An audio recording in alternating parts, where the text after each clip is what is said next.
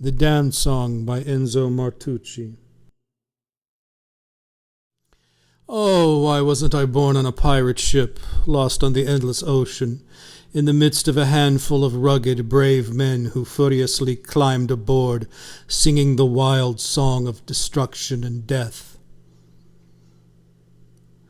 Why wasn't I born in the boundless grasslands of South America, among free, fierce gauchos, who tamed the fiery colt with the lasso and fearlessly attacked the terrible jaguar? Why? The children of the night, my brothers, impatient with every law and all control, would have included me. These people, spirits thirsty for freedom and the infinite, would have known how to read the great book that is in my mind. An utterly marvelous poem of pain and conflict, of sublime aspirations and impossible dreams. My intellectual heritage would have been their intangible treasure, and at the clear fount of my satanic pride and eternal rebellion they would have fortified their strength, already violently shaken by 1,000 hurricanes. Instead, I was fatally born in the midst of the nauseating herd of slaves who lie in the filthy slime where the imperial ruling lie and hypocrisy exchange the kiss of brotherhood with cowardice. I was born into civilized society, and the priest, the judge, the moralist, and the cop have tried to weigh me down with chains and transform my organism, exuberant with vitality and energy, into an unconscious and automatic machine for which only one word was supposed to exist: obey. They wanted to kill me, and when I rose in the violence of irresistible force and wild, shouted my no, the idiotic herd, amid the splashing of stinking slime, launched its vacuous insults. Now I laugh. The crowd is unable to understand certain spiritual depths and doesn't have a sharp enough gaze to penetrate the hidden recesses of my heart. You curse me still as now, stained with sloth for 60 centuries, you consume the ritual of the lie. You curse me, applauding your laws and your idols. I will always cast the red flowers of my contempt in your face. From the peak on which I live with the eagle and the wolf, faithful companions of my solitude, I contemplate humanity, this grotesque parody of the reptile, with great nausea. Around me, lush nature wraps the rock in a green cloak of undergrowth, whose wild beauty gives the mind an inexpressible feeling of strength and joy. Below, on the mountain slopes, fertile fields stretched out, dotted here and there with isolated houses and villages in which human beings cement the millennia-old chains with unfortunate blindness.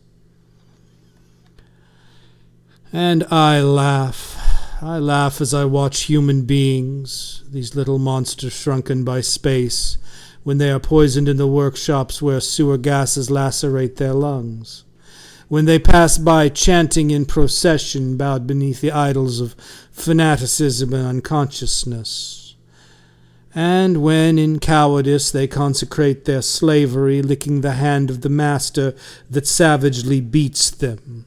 See the miserable comedy of human hypocrisy and pettiness unfold below my feet, and a deep sense of disgust sweeps over me, and an unspeakable loathing winds through me heart.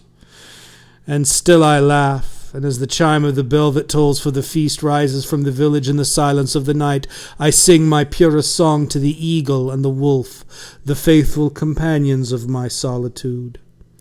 It is the song of my pain and my passion, and my song says, O God of destruction, of terrible and monstrous God, O terrible and monstrous God, rise up from the deepest bowels of the unknown and come to me through the open wounds of the old earth. Come to me. Come with the overwhelming sudden fury of the squall. Devastate, destroy this weakened and decadent world, which needs a new bloodbath to renew itself. I will lend you my arm and my thought. We will struggle together as long as any temple arises, bearing testimony to the superstition and sloth of men. as long as any law engraved on the tablets of deception tries to impose dedication to itself on the rebel, and as long as life, encroached upon and oppressed, cannot rise once more triumphant in the light of day, then, when clouds of flame rise threateningly from smoking ruins toward the sky, satanic, demonic, mad, we will sing our iconoclastic hymn of negation and revolt. So I say, and my voice is indeed mighty and arcane, indeed rich with hatred and feeling, so that my eagle rises up over a horizon which sinister lightning bolts flash, and my wolf with eyes like embers howls and pounces on the muddy paths of the village where he brings terror and death. Above on my peak, so high and inaccessible, the fateful symbol of my liberation waves in the wind, the black flag. Now I dance on the edge of an abyss at whose bottom the murky waters of death sinuously wind. I dance tragically with my mind focused on the dawn of my true life, of the free and intense life I want to conquer for myself, at the cost of the fiercest conflict and the most difficult sacrifice, because I belong to the race of invincible giants for whom danger is not a barrier, but a sting, a spur that pushes them to realize their will more forcefully.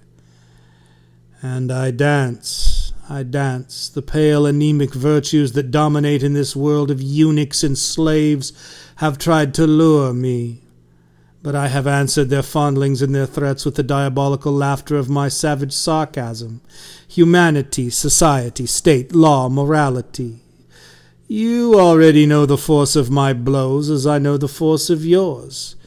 And yet you don't stop attacking me. You don't cease entertaining the mad intention of reducing my unbending temper in the fetters of obedience. Well, you still throw your hat into the ring, you still drag that bleak, amorphous mass of flabby slaves in your train. You sharpen your weapons that will shatter upon my invulnerable armor.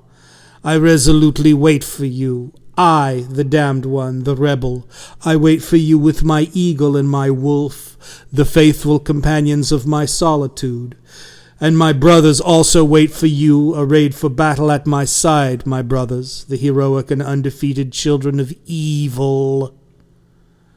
So come on, the sacrilegious and destructive iconoclast has flung his challenge, and in an intoxication of enthusiasm, a delirium of energy, an exaltation of audacity, he will fight his war, in the open and hidden.